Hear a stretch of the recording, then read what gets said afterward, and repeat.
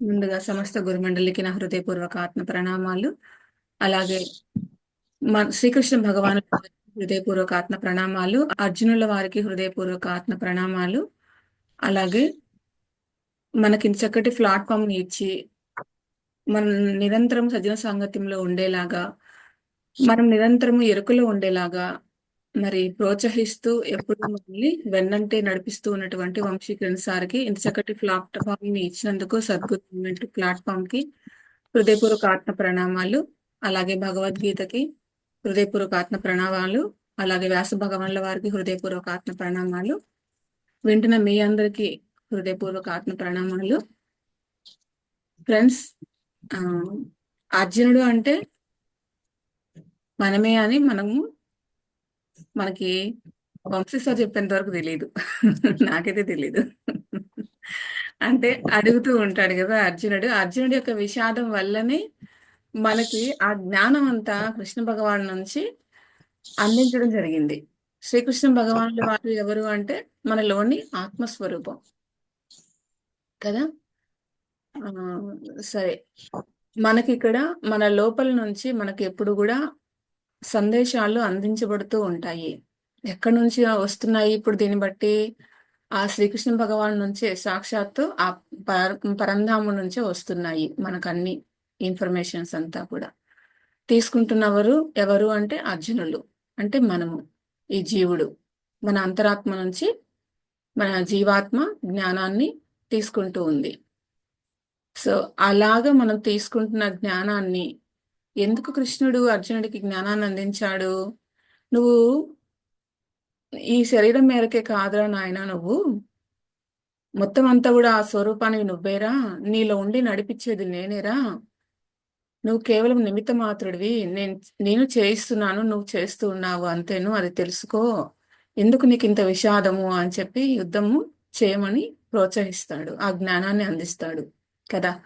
మనము అలాంటి ఏ బాధాకరమైన విషయంలో సంఘటనల్లో మనం ఉన్నా, ఏ పరిస్థితుల్లో మనం ఉన్నా, మనకి ఎందుకు ఇంత దుఃఖము అన్నది మనకు అక్కడ తెలియరావాలి. ఈ భగవద్గీత తెలుసుకున్న వాళ్ళు, ఆచరణలో పెట్టిన వాళ్ళకైతే చక్కగా వాళ్ళు ఈజీగా బయటపడగలరు వాళ్ళకున్న ఏ సమస్య నుంచి అయినా సరే. ఎందుకంటే చేసేది చేయించేది కృష్ణ పరమాత్ముడు అయి ఉన్నప్పుడు మనకెందుకు బాధ కదా. మనం ఎవరము? మన శరీరాలము కాదు అనే కదా మనకు ఇంత జ్ఞానాన్ని, ఇంత గీతని అందించింది. నా ఎరుకను కలిగి ఉండరా నాయన అని చెప్పింది భగవద్గీత కదా.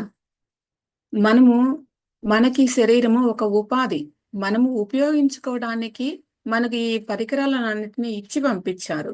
మనం ఏం చేస్తున్నామంటే నేను ఇదే అనుకుని మనం వీటి కోసం వెంపర్లాడడం, వీటి కోసమే కష్టపడడం, వీటి కోసమే ప్రాకులాడడమే జీవితం అనుకొని మనం జీవిస్తూ ఉన్నాం. వీటిని ఉపయోగించుకుంటారా అంటే వీటికి కావాల్సిన సమకూర్చుకోలేక జీవితాలన్నింటినీ ముగించుకుంటూ మళ్ళీ మళ్ళీ వస్తూ ఉన్నాం కదా. ఎంత సిల్లిగా జీవిస్తున్నాం మనం అందరం కదా. సో ఈ జ్ఞానాన్ని కృష్ణ పరమాత్మ ఎప్పుడో ఇచ్చాడు మనకందరికి. ఒరే కళ్ళు తెరవండిరా మీరు, కళ్ళు తెరిచి జీవిస్తాం అనుకుంటూ నిద్రపోతూ ఉన్నారు మీరు, కళ్ళు తెరిచి నిద్రపోయే జీవులు మీరందరూ. నిజంగా కళ్ళు తెరవండ్రి, మీ ఆత్మచక్షువులను తెరవండిరా, అప్పుడు అలా చూడండిరా, మీరు నిజంగా జీవితం అంటే అదేను, మీకు ఇది కాదు అని చెప్పి మనకు ఎప్పుడో అందించారు అసలైన జ్ఞానాన్ని. సో అది మనకు భగవద్గీత తెలుసు అని అనుకుంటున్నామే కానీ ఎంతవరకు తెలుసు మనకి? ఆచరణలో పెట్టినప్పుడే మనకు తెలుసు నిజంగా. ఆచరణలో పెట్టనంత వరకు మనకి ఎంత తెలిసినా అది వ్యర్థమే కదా. ఉపయోగపడని జ్ఞానము ఏం, దానికి మనము ఏం చేసుకుంటాం చెప్పండి? ఏదో కొంతవరకన్నా ఇంప్లిమెంట్ కొన్ని సందర్భాలలో అయినా చేయగలుగుతున్నారు కానీ మరి కొన్ని విషయాల్లో మళ్ళీ మనము అజ్ఞానంలోనే పడిపోతూ ఉన్నాము. సో అందుకని ఈ సజ్జన సాంగత్యము నిరంతరము మనము ఉండాలి. ఆ జ్ఞానంలో ఎప్పుడైతే ఉంటామో అప్పుడే ఆ ఎరుకలో మనం ఉండగలుగుతాము. ఎప్పటికప్పుడు నిరంతరం సజ్జన సాంగత్యంలో ఇలా 10 మంది డిస్కషన్ చేస్తూ ఉంటేనే ఆ ఎరుకలో ఎప్పుడు నిరంతరం ఉండే అవకాశం మనకు ఉంటది కదండి. అందుకని నాకు తెలుసు, నువ్వు చెప్తే నేను వినేదేంటి అన్నది పక్కన పెట్టేసి ఎవరు చెప్తున్నా ఆ జ్ఞానాన్ని మనం అందరము వినాలి. వినేటప్పుడు శిష్యుడైపోవాలి. చెప్పేటప్పుడు గురువైపోవాలి. అందుకే ప్రతి ఒక్కరి దగ్గర నుంచి మనం నేర్చుకుంటూ ఉండాలి. అలాగే మన అవసరం ఉంది అనుకున్నప్పుడు మనం కూడా వాళ్ళకి ఆ జ్ఞానాన్ని అందిస్తూ ఉండాలి. నేను చెప్తున్నప్పుడు అహంకారంతో నేను చెప్పకూడదు. నేను వినయంతో ఆ జ్ఞానాన్ని తీసుకుంటూ ఉండాలి. అలాగే ఆ ఇస్తూ ఉన్నప్పుడు కూడా అక్కడ ఉన్నది కూడా నేనే, ఆ ఎదుటి మనిషిలో ఉన్నది కూడా నేనే అన్న భావంతో నాకు నేను జ్ఞానాన్ని ఇచ్చుకుంటున్నాను అని చెప్పి మనము ఆ జ్ఞానాన్ని పంచుతూ ఉండాలి. ఓకేనా? ఎప్పుడు నిరంతరం ఇలాగ పంచుతూ ఉంటే మనకు ఆ జ్ఞానం పెంచబడుతూ ఉంటుంది. సో, ఇంత ఇంత చక్కటి అద్భుతమైన అవకాశాన్ని ఇలాగా ఒక గురువుగాను ఒకసారి, ఒక శిష్యుడుగాను ఒకసారి ఇలాగ మనకందరికి మారుతూ ఒక గురు పరంపరలో మనల్ని కూడా చేర్చినందుకు వంశీ సార్‌కి ఈ సందర్భంగా మరొకసారి హృదయపూర్వక ఆత్మ ప్రణామాలు తెలియజేసుకుంటున్నాను. ఇంతటి అవకాశం మనకు ఎక్కడ దొరుకుతుంది? ఏ జన్మ పుణ్యం లేకపోతే మనకు దొరుకుతుందా? ఆ గురువు దగ్గర రాగలగడం అనేదే ఒక అద్భుతము కదా! బ్రహ్మర్షి పితామహ శిష్యులు కావడము ఒక అద్భుతము. అలాగే వంశీకిరణ్ గురువు దగ్గరికి వచ్చి ఈ రకంగా జ్ఞానులు కావడం మరో అద్భుతము. జ్ఞానులు కావడము ఏ జన్మ అదృష్టమో కదండీ! గత జన్మల్లో గూడా మనము సాధన ఉండుండాలి. పెట్టి పుట్టుండాలి అని అంటారు గదా!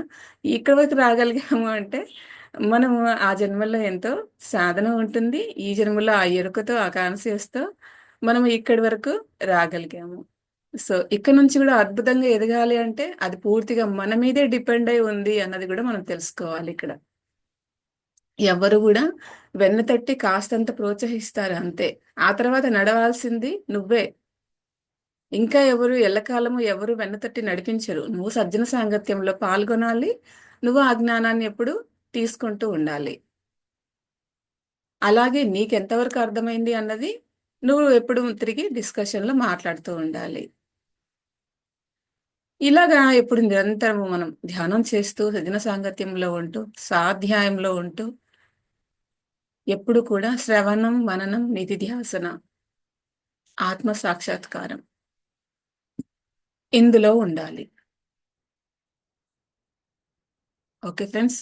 మరి మనకి ఆత్మ సాక్షాత్కారం అవ్వాలి. ఆత్మ సాక్షాత్కారం అవ్వాలి అంటే మొదట నువ్వు శ్రవణం చేస్తూ ఉండాలి. నువ్వు తెలుసుకున్న జ్ఞానాన్ని శ్రవణం చెయ్యి. మననం చెయ్యి తర్వాత.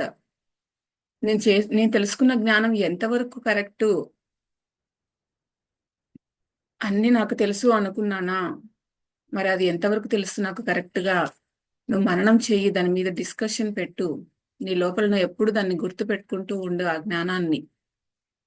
నీకు కరెక్ట్‌గా ఆయా సందర్భాలలో అది గుర్తుకు రావాలి అంటే నువ్వు మననంలో ఉండాలి గదా! చదువుకున్న జ్ఞానము, తెలుసుకున్న జ్ఞానము, ఏ పాటి జ్ఞానము, ఇది నాకెంత వరకు కరెక్ట్‌గా నాకు తెలిసొస్తుంది అన్నది, అది నీకు ఆ సమయంలో ఉపయోగపడుతూ ఉన్నదా లేదా అన్నది మననంలో ఉంటేనే నీకది ఉపయోగపడుతుంది. నిధిధ్యాసనలో ఉండాలి.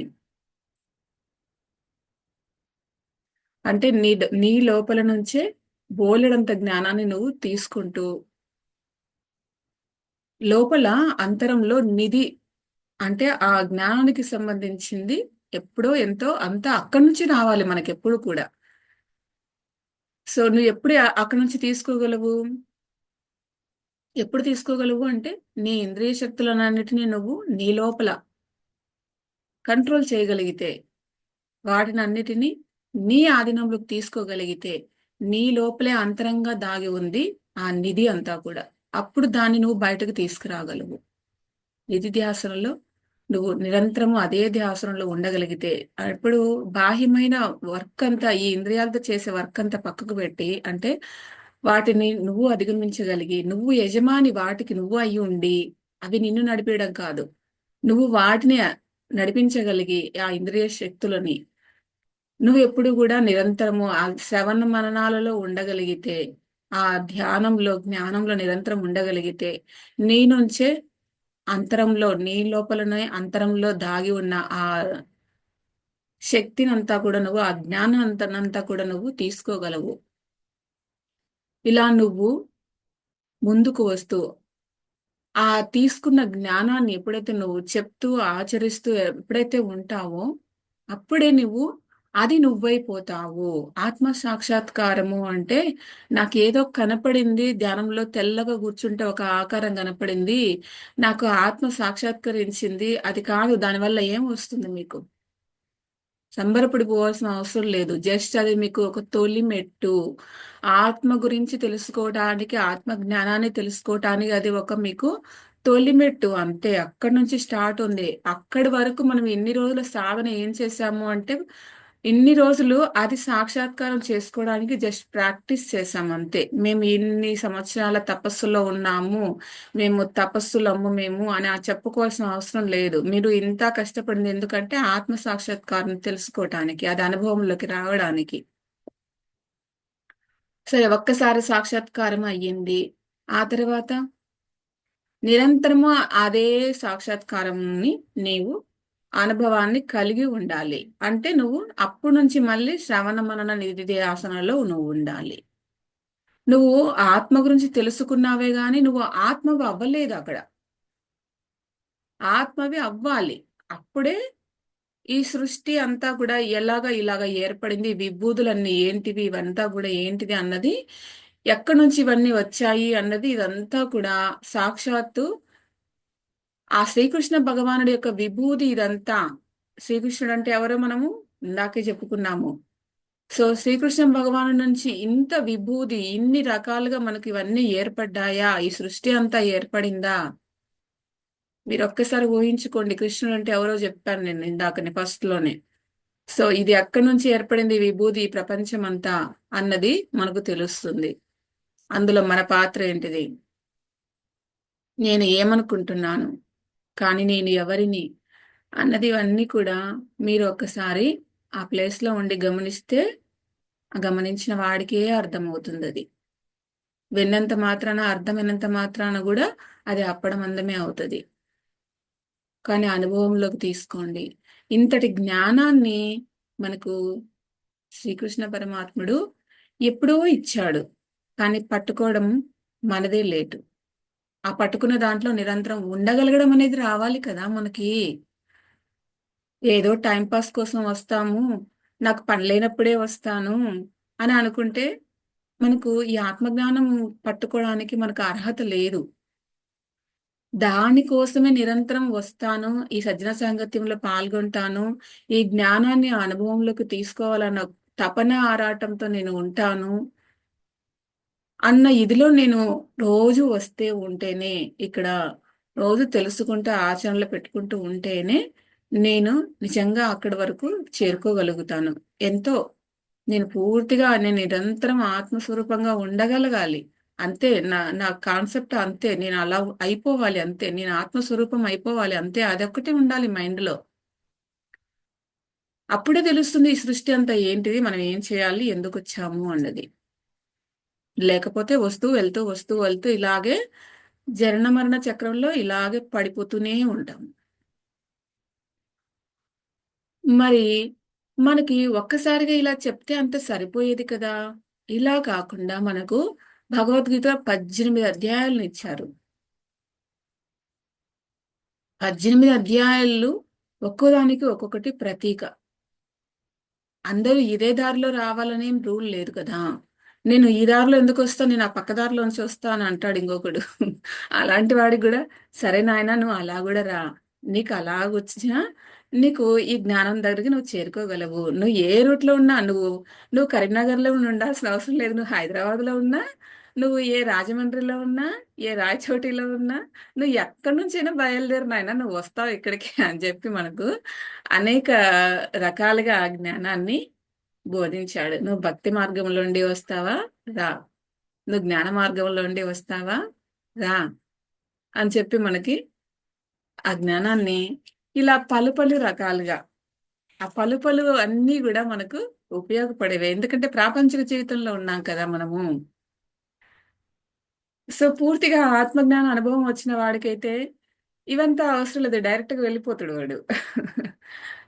కానీ మనం ఇంకా అక్కడికి చేరుకోవాల్సిన వాళ్ళం కదా. సో ఇవన్నీ కూడా ఆచరించాలి. ఇవన్నీ ఆల్రెడీ అనుభవంలో మనకు ఉన్నాయి. ఎందుకంటే అక్కడికి చేరుకోవడానికి ఏ దారిలో వెళ్తే మన దగ్గరకు తొందరగా చేరుకుంటామా అని చెప్పి మనం ఎప్పుడూ అన్ని దారులను వెంపర్లాడుతూ చూస్తూనే ఉంటాం. కదా! ఆ!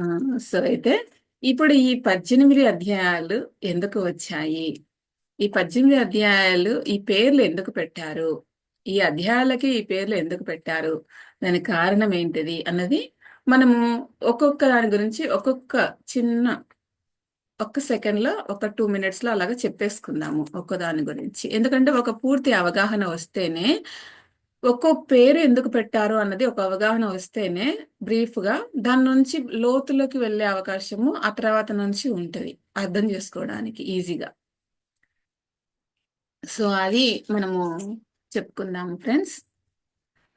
మరి ప్రతి అధ్యాయానికి కూడా మీ దగ్గర ఒకవేళ భగవద్గీత బుక్ ఉంటే మీరు అందులో మీరు చూసుకోవచ్చు. గోరఖ్పూర్ వాడిదైతే నా దగ్గర ఉంది. ఒక అధ్యాయం పేర్లు తెలుస్తున్నా చాలులే అండి. మరి మొదట అధ్యాయంలో అర్జునుడి యొక్క విషాదం గురించి మనకు చెప్పడం జరిగింది. అర్జున విషాద యోగం అని ఈ పేరు ఎందుకు పెట్టారు అంటే, మరి ఎవరికైనా అభ్యంతరం ఉందా ఆ పేరు ఎందుకు పెట్టాల్సి వచ్చింది అనేది? ఎందుకంటే అందులో చెప్పిందంతా కూడా అర్జునుడి విషాదం గురించే. సో అందుకని ఆ పేరు పెట్టడంలో ఎటువంటి అభ్యంతరం కూడా ఆ అధ్యాయానికైతే లేదు. మరి అర్జునుడు ఇక్కడ ఏం చేశాడు? శోకంలో మునిగిపోయాడు, విషాదంలో చిక్కుకొని పోయాడు. కాబట్టి దీనికి ఆ పేరు పెట్టడము కరెక్టే. తద్వారా ఏమైంది అంటే ఆత్మ జ్ఞానానికి ఒక ఉపాయంగా మారింది కదా. ఆత్మజ్ఞానం రావడానికి అర్జునుడి యొక్క విషాదమే కారణం కదా. సో అలాగా ఆత్మ జ్ఞానానికి అది ఒక ఉపాయంగా మారింది. అంటే యోగము, ఇక్కడ అర్జున విషాద యోగము అంటున్నాం. యోగము అంటే ఒక ఒక రకంగా అది ఉపాయము అని కూడా మనం చెప్పుకోవచ్చు. యోగము అన్నదానికి అర్థం అది కూడా ఉంటది. సో అందువల్ల అర్జునుడి యొక్క విషాదము తన ఆత్మతత్వంను సాక్షాత్కరించుకోవడానికి ఉపాయంగా ఇది మారింది. కాబట్టి అర్జున విషాద యోగము తన యొక్క ఆత్మజ్ఞానాన్ని ఆత్మతత్వాన్ని తెలుసుకోవడానికే అతని యొక్క విషాదం అనేది ఉపయోగపడింది తనకి. సో అందుకే ఈ అధ్యాయానికి అర్జున విషాద యోగము అని పెట్టారు పేరు. ఓకేనా. సెకండ్ వన్ వచ్చేసి, మరి ఈ అధ్యాయంలో మనము మీ దగ్గర బుక్ ఉంటేనేమో 39వ శ్లోకం ఉంది. ఆ శ్లోకంలో ఇచ్చారనమాట. 11వ శ్లోకం నుండి 38వ శ్లోకం వరకు మనకు ఆత్మతత్వంను ఉపదేశం చేసి రాగము మోహము శోకము ద్వారా మనకు వచ్చినటువంటి ఈ సంసారాన్ని పూర్తిగా నాశనం చేసే మన యొక్క ఆత్మతత్వ స్వరూప విజ్ఞానాన్ని దాని ద్వారానే మనకు ఇది సాధ్యమవుతుంది. ఏది? ఈ రాగము మోహము శోకము ద్వారా ఏర్పడిన ఈ అజ్ఞానం ద్వారా ఏర్పడిన సంసారంను ఎప్పుడు మనము దాని నుంచి బయటపడగలము అంటే మన లోపల ఆత్మతత్వ స్వరూప విజ్ఞానం ద్వారానే అది దాని నుంచి బయటపడొచ్చు. సో అందుకే దీన్ని ఏమన్నారంటే బ్రహ్మ విద్య అన్నారు. ఓకేనా. దాని నుంచి ఎలా బయటపడాలన్నది మన ఇన్నర్ నుంచి మనం తీసుకోవాలి, ఆత్మతత్వం నుంచి.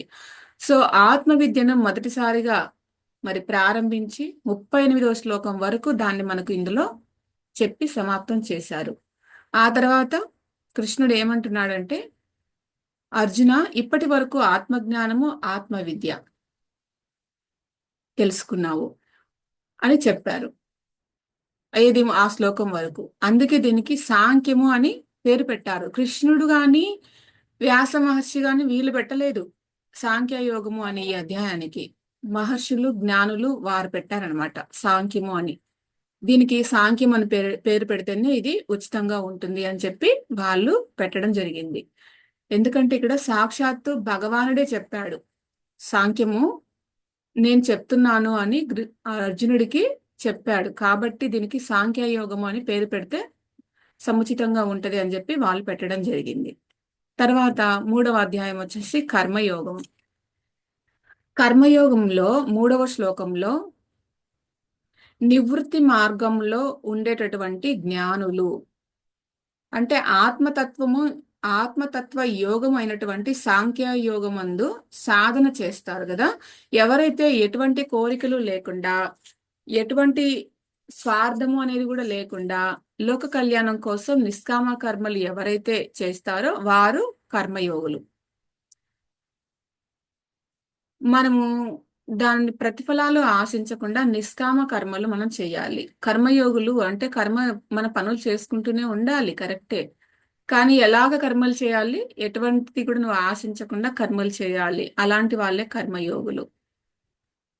అందువలన కర్మయోగం గురించి నీకు నేను చెబుతాను. సాంఖ్యము ఒకటి ఉన్నది, సాంఖ్య యోగ జ్ఞాన మార్గము ఒకటి.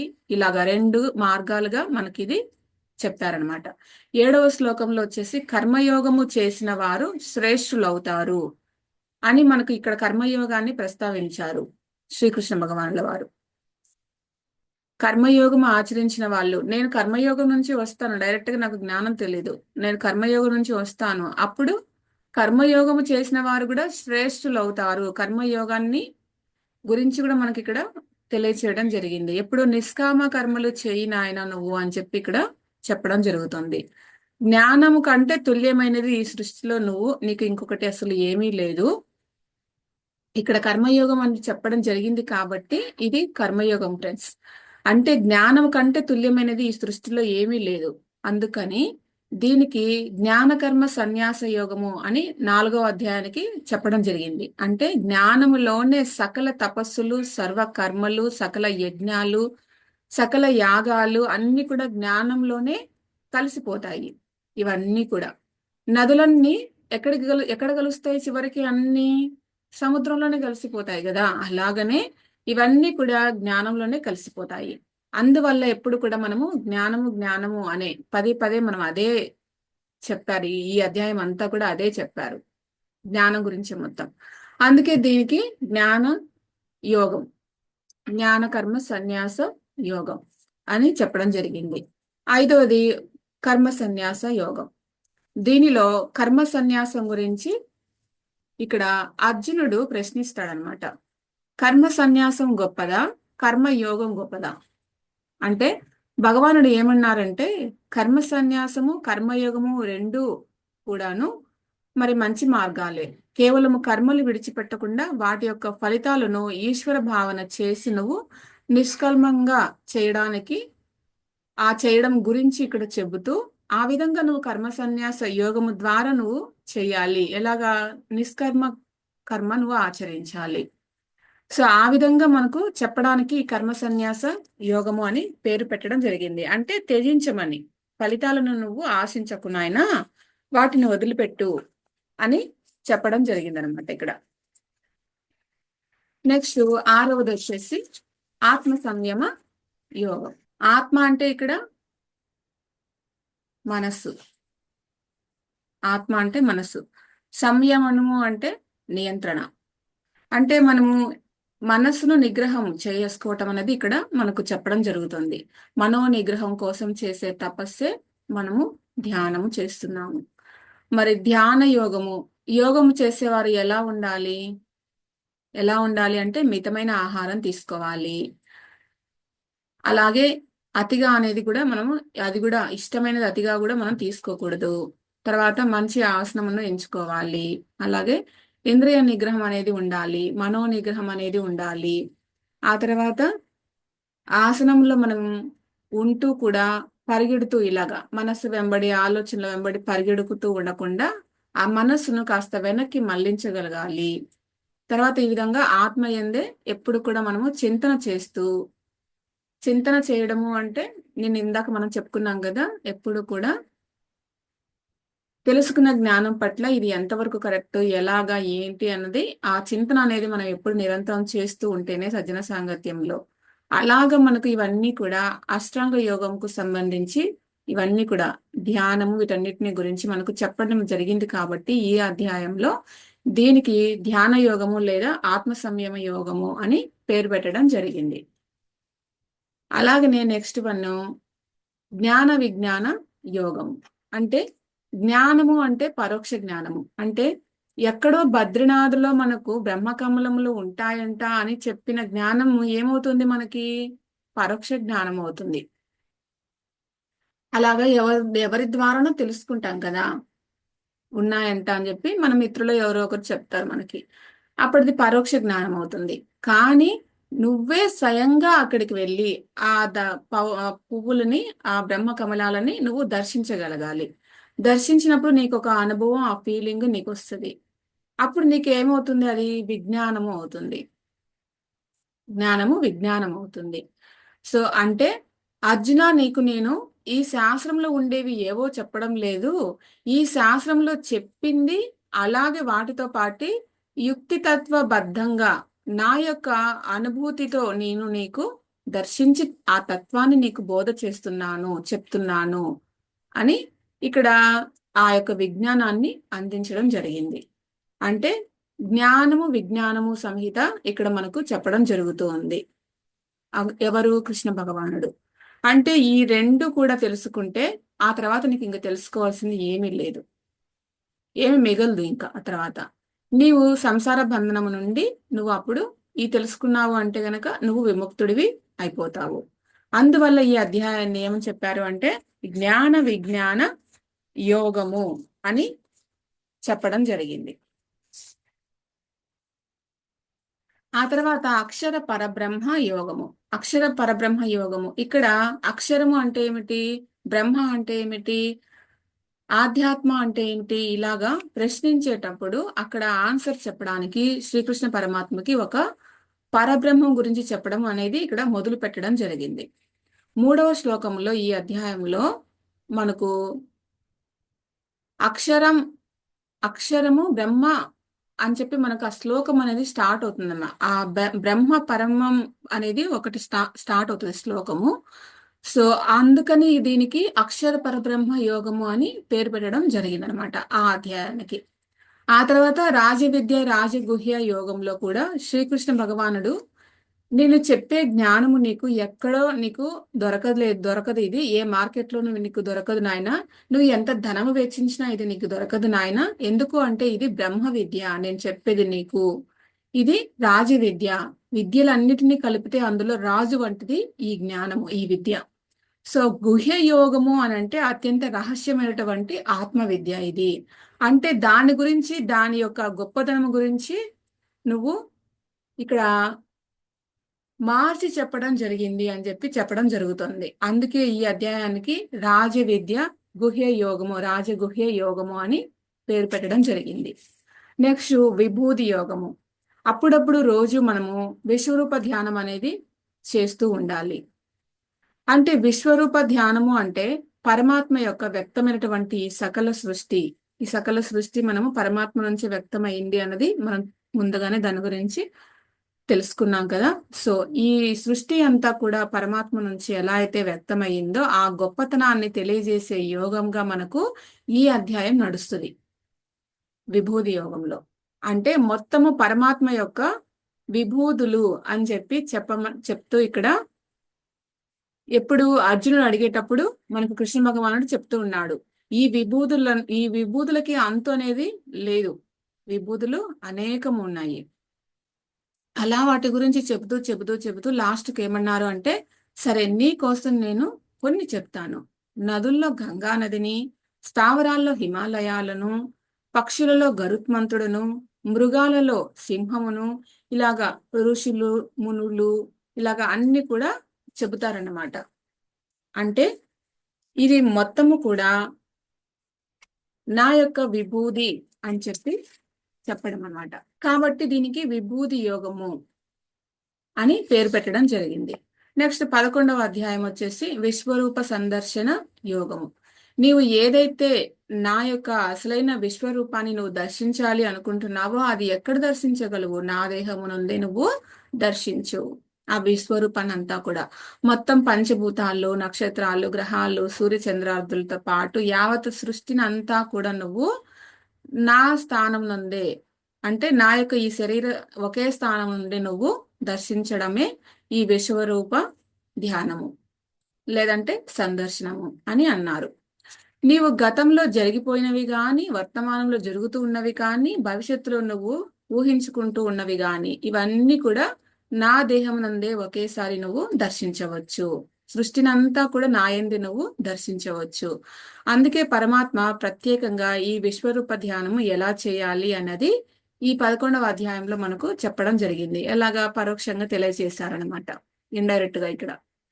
కాబట్టి ఈ విశ్వరూప దర్శనంలో అక్కడ ఉన్నటువంటి యుద్ధము ఎలా జరగబోతున్నది, వాళ్ళంతా ఎలా ఆ యుద్ధంలో అంతా జరుగుతూ ఉన్నది. సో అక్కడ ఉన్నటువంటి అర్జునుడు తెలుసుకోవన్న యాగాల గురించి కానీ, యోగుల గురించి కానీ, ఋషుల గురించి కానీ, మునుల గురించి కానీ, మనకు అక్కడ ఉన్నటువంటి పురాణాలలో దేవీ దేవతల గురించి కానీ, అప్పుడు ఉన్నటువంటి ఆ ప్రదేశాలు, ఆ అన్ని విషయాలన్నీ సాక్షాత్తు శ్రీకృష్ణ పరమాత్ముడి యొక్క దేహము నుండే నువ్వు దర్శించాలి. నువ్వు అంటే ఎవరు? అర్జునుడు. దీనినే విశ్వరూప సందర్శన యోగము అని పేరు పెట్టడం జరిగింది. నెక్స్ట్ 12వ అధ్యాయము భక్తి యొక్క గొప్పతనాన్ని ఇక్కడ మన ముందుకు తీసుకురావడం జరిగింది శ్రీకృష్ణ పరమాత్మ. ఎందుకు అంటే ఈ విశ్వరూప దర్శనము కలగాలి అంటే భక్తి అవసరము. అందుకే కొంతమంది కేవలము జ్ఞానము జ్ఞానము అనే మనకు చెప్తూ ఉంటారు. భక్తి ఎందుకురా, అదేమన్నా మనకు మోక్షాన్ని ఇస్తుందా? మనకు జ్ఞానం ఒకటే కదా మోక్షాన్ని ఇస్తుంది. సో ఇక్కడ భక్తి అవసరం లేదు అని చెప్తూ ఉంటారు. కానీ ఇక్కడ అది పనికిరాదనమాట. ఎందుకు అంటే ఈ యొక్క భక్తి జ్ఞానము రెండు కూడా వేరు కాదు. రెండు కూడా ఒక పక్షికి రెండు వైపులా ఉన్నటువంటి రెక్కలు లాంటివి. సో జ్ఞానము వివేకము లేనటువంటి భక్తి అది అసంపూర్ణం అవుతుంది. భక్తి లేని జ్ఞానము అనేది కూడా అది ఎటువంటి మోక్షాన్ని ఇవ్వదు కదా అని మనకి ఇక్కడ తెలియజేస్తున్నారు. నువ్వు జ్ఞానము కూడా, భక్తి లేని జ్ఞానము నిన్ను అహంకారిగా మారుస్తుంది. నాకంతా వచ్చు, నాకు తెలుసు, నాకు అర్థమైంది అన్న అహంకారం నీకు తీసుకొస్తుంది అనమాట. కాబట్టి భక్తి పారవశ్యంతోనే నువ్వు తెలుసుకోవాలి నీ ఆత్మ జ్ఞానాన్ని అంతా కూడా.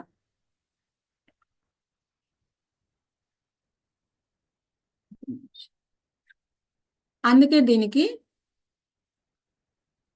ఇలాగా నువ్వు అహంకారంలో పడకుండా నువ్వు ఈ విజ్ఞానమే నువ్వు అల్టిమేట్ జ్ఞానంగా నువ్వు తీసుకోవాలి. అందువలన చాలా మందికి ఇది అవసరము అని చెప్పి ఈ 12వ అధ్యాయంలో భక్తి యొక్క గొప్పతనము ద్వారా పరమాత్మను చేరుకునేందుకు భక్తి వేరు జ్ఞానం వేరు అని ఇక్కడ నిరూపించారనమాట. అదే విధంగా ఎవరైతే నా స్వరూపంగా నన్ను ఎవరైతే ఆరాధిస్తారో వాళ్ళే ఉత్తమ భక్తులు అని కూడా ఇక్కడ చెప్పడం జరిగింది. సో భక్తి యోగము అని పెట్టడానికి ఈ పేరు సముచితంగానే ఈ అధ్యాయానికి అనిపిస్తుంది అనమాట. అందుకే అలా పెట్టడం జరిగింది. ఇక్కడ నుండి మనము గమనిస్తే ప్రతి అధ్యాయం కూడా విభాగ యోగ అని వస్తుంది. 12వ అధ్యాయం కంప్లీట్ అయిన తర్వాత మనం గమనిస్తే ప్రతిదీ విభాగ యోగ అని. విభాగ యోగ అని ఎందుకు ఇలాగా రెండు విషయాలు చర్చించి ఇక్కడ పెట్టారు అంటే వాటి మధ్య వివేకంగా విభజించి చూపిస్తూ ఉండడం ఇక్కడ జరుగుతుంది పరమాత్మ. అంటే 13వ అధ్యాయం వచ్చేసి క్షేత్రజ్ఞ క్షేత్ర అంటే రెండుగా విభజించడం జరిగింది. ఈ రెండింటిని విభజించి తెలియజేస్తూ ఉంది కాబట్టి ఇది క్షేత్రజ్ఞ విభాగ యోగము అని పేరు పెట్టడం జరిగింది. ఈ రెండింటిని విభజించి వివరించారు, అందుకనే ఈ పేరు దీనికి సముచితంగా అనిపించింది. అలాగే 14వ అధ్యాయం వచ్చేసి గుణత్రయ విభాగ యోగము. ఇక్కడ 3 రకాల గుణాలు, వాటి స్వరూపాలు వివరించి వాటి మధ్య ఉన్న విభాగాన్ని స్పష్టంగా మనకు చూపించడం జరిగింది. అంటే సత్వగుణము, రజోగుణము, తమోగుణము, ఇలాగా గుణత్రయ విభాగము అని ఇక్కడ పేరు పెట్టడం అందుకని జరిగిందనమాట.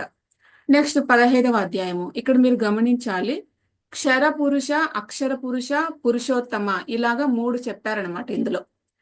క్షరము అంటే వ్యక్తమైనటువంటి స్థూల ప్రపంచం అంతా కూడా క్షరం అనమాట, మన కంటికి కనపడుతుంది. నామరూపాలు ఉన్నటువంటిది క్షరమై ఉంటది. సో సూక్ష్మంగా ఉన్న ఈ ప్రపంచాన్ని అక్షరము,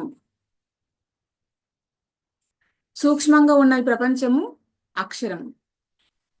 దీన్ని ఏమంటారంటే జీవాత్మ లేదా మాయ అంటారు. ఈ రెండింటికి అతీతంగా ఉన్నది ఉత్తమ పురుష అంటే పరమాత్మ, పురుషోత్తమ అంటే ఆ తత్వమును తమ యొక్క అనుభవాలను తెలుసుకున్న వారు ముఖ్యులు అవుతారు. అని చెప్పిన అధ్యాయం ఇదనమాట. అందుకే దీనికి పురుషోత్తమ ప్రాప్తి యోగము అని పేరు పెట్టడం జరిగింది. నెక్స్ట్ 16వ అధ్యాయము దైవాసుర సంపత్ విభాగ యోగము. ఇక్కడ అభయము, త్యాగము, శాంతి, దానము ఇవన్నీ కూడా ఎవరిలో అయితే ఉంటాయో ఆ గుణాలన్నీ కూడా అవన్నీ కూడా దైవీ సంపద. కామము, క్రోధము, లోభము, మోహము, మదము, మాచర్యాలు, అహంకారాలు, అసూయలు ఇవన్నీ ఎవరికైతే ఉంటాయో అదంతా కూడా ఆసురీ సంపద. అంటే దైవ సంపద, అసురీ సంపద వీటి మధ్య విభాగాన్ని మనము స్పష్టంగా ఇక్కడ చూపడం జరిగింది. కాబట్టి ఇది దైవాసుర సంపత్ విభాగ యోగము అని పేరు పెట్టడం జరిగింది. నెక్స్ట్ 17 వచ్చేసి ఇక్కడ అర్జునుడు ప్రశ్న అడుగుతున్నాడు. ఎటువంటి శాస్త్రాలు పాటించకుండా పరమాత్మ యందు నేను శ్రద్ధతో ఉండి చేస్తే వారి పరిస్థితి ఏమవుతుంది అని అడిగేటప్పుడు పరమాత్మ ఇక్కడ ఆన్సర్ చెప్తూ ఉన్నారు. ప్రతి ఒక్కరిలో శ్రద్ధ అనేది ఒకటి కాదు నాయన, వారిలో ఉన్న ఆ గుణాన్ని ఆధారంగా చేసుకుని శ్రద్ధ కూడా వేరువేరుగా ఉంటుంది. సాత్విక శ్రద్ధ, రాజసిక శ్రద్ధ, తమోగుణ శ్రద్ధ ఇలాగా 3 రకాలుగా ఇక్కడ చెప్పడం జరిగింది. కాబట్టి దీనికి శ్రద్ధాత్రయ విభాగ యోగము అని పేరు పెట్టడం జరిగింది. నెక్స్ట్ లాస్ట్ వన్ మోక్ష సన్యాస యోగము. మోక్షానికి సన్యాసానికి ఇక్కడ తేడా ఏమిటి? సన్యాసము అంటే సకల కర్మలను విడిచిపెట్టడము. మోక్షము అంటే అన్ని కర్మలు చేస్తూ ఆ కర్మల తీవ్రత చేసి మనము కర్తలము భోక్తలము కాకుండా ఎవరు కర్మ చేస్తారో దాన్ని త్యాగంతో కూడిన కర్మయోగము అని అంటారు. కర్తను భోక్తను నేను కాదు అని చెప్పేసి కర్మ ఎవరైతే చేస్తాడో త్యాగంతో అది కర్మయోగము. కాబట్టి ఇలా చేయటం వల్ల మీకు అంతఃకరణ శుద్ధి అవుతుంది, హృదయ పవిత్రత కలుగుతుంది, ఆ పుణ్యం ద్వారా మీకు మోక్షం కలుగుతుంది అని కూడా చెప్పడం జరిగింది. వర్ణాశ్రమ ధర్మాలు అన్నవి కూడా ఇక్కడ మీకు ఏ రకంగానూ ఏ కర్మలు కూడా అవి నిన్ను బంధించలేవు, ఇక్కడ బంధించవు. అన్ని కూడా సకలము సర్వం బ్రహ్మార్పణమస్తు, కృష్ణార్పణమస్తు, శివార్పణమస్తు అన్నట్లు ఇది కేవలము పరమాత్మ చింతనతో నీవు ఎప్పుడైతే ఇలాగా ఉంటావో నీవు తప్పకుండా అప్పుడు మోక్షాన్ని పొందుతావు అని చెప్పి ఇక్కడ అప్పుడు మాత్రమే అది సిద్ధిస్తుంది అని చెప్పి చెప్పడము. ఇది నా వాగ్దానము అని గీత ఇక్కడ సమాప్తము చేయడం జరిగింది. సో ఈ విధంగా మనము 18 అధ్యాయాల పేర్లకు ఆ విషయాలకు సంబంధించి మనము ఇక్కడ ఆ జ్ఞానాన్ని తెలుసుకున్నాం ఫ్రెండ్స్. సో ఇలాగ బ్రీఫ్ గా మనము ఒక అవగాహన ఫస్ట్ తీసుకోగలిగితే చక్కగా అందులో పూర్తి ఇన్వాల్వ్ అయ్యి ఆ జ్ఞానాన్ని పూర్తిగా పరిపూర్ణంగా తీసుకునే అవకాశం ఉంటుంది, చక్కగా ఇంట్రెస్ట్ గా. ఇప్పటి వరకు కొంతవరకు తెలుసుకున్న జ్ఞానాన్ని కూడా తిరిగి మళ్ళీ మనము మరణం ద్వారా ఇంకా బాగా అర్థం చేసుకునే అవకాశము ఉంటుంది. ఓకే ఫ్రెండ్స్, నెక్స్ట్ ఎవరు మాట్లాడుతున్నారు? సో ఎవరైనా సరే కర్మలు చేస్తూ ఉన్నప్పుడు నిష్కామ కర్మలు చేయండి. శ్రీదేవి మేడం మాట్లాడండి. ముందుగా గీతా జయంతి సందర్భంగా శుభాకాంక్షలు తెలియజేసుకుంటున్నాను మేడం. శ్రీకృష్ణుల వారికి, అర్జునుల వారికి, అలాగే వ్యాస మహర్షికి, గణపతికి, గీతామాతకి. మీరైతే ఈ 18 అధ్యాయాల గురించి చాలా చక్కగా ఎక్స్ప్లెయిన్ చేశారు. హనుమంతుడి ముందు కుప్పిగంతుల్లాగా. ఇప్పుడు నేను ఏం చెప్పలేను, ఎందుకంటే అన్ని మీరు చెప్పేశారు కాబట్టి చెప్పడానికి ఏం మిగలలేదు. ప్రతిదీ ఎక్స్ప్లెనేషన్ ఇచ్చారు కదా చాప్టర్స్ గురించి మనం, కాబట్టి నేనేం మాట్లాడలేను మేడం. చాలా బాగుంది, అంతా మీరు వివరంగా చెప్పేశారు. భగవంతుడు ఏమేం చేయమన్నాడు, ఏమేం చేయకూడదు అనేది అన్ని తెలిసాయి కాబట్టి అది ఇంప్లిమెంట్ చేసుకుంటూ వెళ్తే లైఫ్ చాలా బాగుంటుంది. అంతే మేడం, చాలా బాగా చెప్పారు అన్ని. అంటే ఒక్కొక్క దాంట్లో నుంచి పాయింట్ వైజ్ గా అంటే మెయిన్ గా చెప్పేశారు. హ్యాపీ, బాగా చెప్పారు మేడం. అసలు అధ్యాయాలు వాటి నిజంగానే అలా తీసుకోమన్నమాట. అది ఆ చాప్టర్ పేరు అది ఎందుకు వచ్చింది ఆ నేము అనేది బాగా క్లుప్తంగా చెప్పారు. నమస్తే, శ్రీకృష్ణ పరమాత్మకి. ఓకే మేడం, నమస్తే. వినిపిస్తుందండి? వినిపిస్తుందండి? వినిపిస్తుంది అంటే చెప్పండి. నమస్తే భద్రజకి, వంశీ సార్కి, భారతి మేడంకి నమస్తే. శ్రీకృష్ణ పరమాత్మకి, అర్జున్ భగవాన్కి, గీతామాతకి కూడా ఈ సందర్భంగా నమస్తమాంజలు అర్పిస్తున్నాము. మేడం, నాకైతే బాగుంది. చదువుతూ వెళ్ళిపోయామే తప్ప ఇన్నాళ్ళునే ఇంత లోతైన అర్థాలు అయితే మనకి క్లాసుల్లోకి వచ్చిన తర్వాతే అర్థమవుతుంది. ఇందులో 13వ అధ్యాయంలో క్షేత్రజ్ఞ విభాగ యోగం దాని గురించి ఆ క్షేత్రజ్ఞ దాని గురించి అది ఒక్క మాట చెప్దామనేసి దాంట్లో భగవద్గీత చదివిన దాంట్లో నాకు అర్థమైంది ఏంటంటే క్షేత్రము అంటే మన శరీరము అని చెప్పారు అక్కడ శ్రీకృష్ణ పరమాత్ముల వారు. అలా క్షేత్రజ్ఞుడు అంటే లోపల ఉండేటువంటి ఆత్మస్వరూపం క్షేత్రజ్ఞ స్వరూపంలో ఉండి అది క్షేత్రజ్ఞుడుగా పిలువబడతాడు. అంటే ఈ శరీరంలో నివసిస్తూ ఉన్నాడు పరమాత్మ. క్షేత్రం అంటే ఈ శరీరం. ఇప్పుడు దేహమే దేవాలయం అని అంటాం కదండి, అలాగే ఈ దేహాన్ని ఎలా అయితే దేవాలయంగా మనం చెప్పుకుంటున్నామో ఈ శరీరానికి క్షేత్రము అంటే ఒక పుణ్యక్షేత్రం లాంటిది. క్షేత్రజ్ఞుడు అందులో ఆత్మ పరమాత్మ అందులో నివసిస్తున్నాడు శ్రీకృష్ణ పరమాత్మ. ఆ నివసించే పరమాత్మని క్షేత్రజ్ఞుడు, ఈ క్షేత్రాన్ని పరిపాలించేవాడు, దీన్ని సక్రమమైన మార్గంలో నడిపించేవాడు. ఒక రథసారథిగా ఎలా అయితే శ్రీకృష్ణ పరమాత్మ రథాన్ని ఎలా అయితే నడిపించాడో ఈ శరీరం అనే రథాన్ని శ్రీకృష్ణ పరమాత్మ నడిపిస్తూ ఉన్నాడు. అక్కడ చెప్పినటువంటి జ్ఞానాన్ని మనం అందరం కూడా లోపలికి తీసుకుందాము, తీసుకోవాలి. ఇంకా నేర్చుకోవాల్సింది చాలా ఉంది మేడం. థ్యాంక్ యూ మేడం, ఈ అవకాశం ఇచ్చినందుకు కృతజ్ఞతలు తెలియజేస్తున్నాను. ఓకే మేడం, మీ ద్వారా కూడా ఒకటి నేర్చుకున్నాం. క్షేత్రం అంటే శరీరము, క్షేత్రజ్ఞుడు అంటే ఆత్మ అనేసి. నిజంగానే సజ్జన సాంగత్యంలో ఉంటే అసలు ఎన్ని పాయింట్స్ అనేది రిసీవ్ చేసుకుంటున్నామో ప్రతిరోజు. ఇంకా మేడం ఏం చెప్పారు, ప్రతి ఒక్క అధ్యాయానికి ఒక అర్థం చెప్పారు. సో నిష్కార్మ కర్మలు చేస్తూ ఉండాలి, ఏ ఫలితాన్ని ఆశించొద్దు, అన్ని కూడా భగవంతుడికి అర్పించండి. ఫలితం ఎవరిస్తారు? భగవంతుడే ఇస్తాడు, యూనివర్సే ఇస్తుంది మనకు. సో అలా నిస్వార్థ సేవలు చేస్తూ ఉండాలి. నేను చేశాను కదా, ఇది ఈరోజు చేశాను, నాకు ఫలితం రావాలి అని ఎప్పుడైతే అనుకుంటామో అప్పటికి మనకు అంటే ఆ జ్ఞానం లేదని అర్థం, ఆ జ్ఞానానికి మనం చేరుకోలేదని అర్థం అని నాకు అనిపించింది. సాత్విక గుణం ఒకటి, తర్వాత రాజసం, తర్వాత తామసం అనేది ఉంది కదా అక్కడ. అయితే మనకు ఏంటి అని అంటే మనము ఫలితాన్ని ఆశించకుండా చేసేది కర్మ, ప్రతి కర్మ కూడా చేయాలి అన్నది చెప్పారు కదా మేడం వాళ్ళు. నాకు అది బాగా నచ్చింది మేడం పాయింట్ అయితే. ఒకటి ఏంటంటే మనం ఇప్పుడు వంట చేస్తాము, లేకపోతే ఇంకేదైనా చేసినా కూడా ఏది ఆశించకుండా చేయాలి అనేది కూడా ఒక పాయింట్ బాగుంది మేడం. అదైతే నాకు బాగా రీచ్ అనిపించింది అనమాట. అంటే ఇదే కాదు, ఏ పని చేసినా కూడా ఆశించకుండా, అంటే ప్రతిఫలాన్ని మనం ఇది బాగుందా అని కూడా అడగకుండా చేయడం అని అంటాం కదా, అది కూడా ఆశించకుండా చేయాలి అనేది నాకు అక్కడ అదొక్కటైతే బాగా నచ్చింది. మళ్ళీ భగవద్గీతలో కూడా అది కర్మ అనేది నిష్కర్మంగా చేయాలన్నట్టుగా నాకు అక్కడ అనిపించింది మేడం. అదొకటి బాగా పాయింట్ అయితే అది అయింది. అది మైండ్ లో అయితే బాగా ఇది అయిపోయింది మేడం, నా అనుభవంలో అయితే. ఓకే మేడం, చాలు, మనము ఒక్క పాయింట్ ని ఆచరించినా చాలు ధన్యులం అయిపోవచ్చు.